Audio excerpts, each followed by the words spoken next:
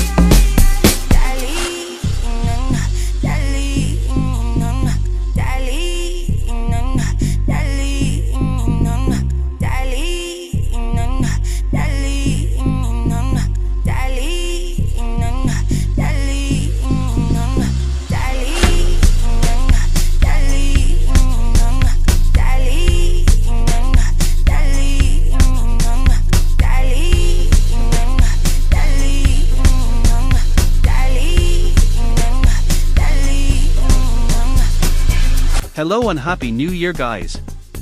Well, it may not be such a great year for the people of Syria. Following their Western-backed terrorist takeover, the empire has been rushing to whitewash the reputation of the head-chopping ISIS and Al-Qaeda leader. While on the other hand we see the Putin slowly edging away from the chaos that is Syria.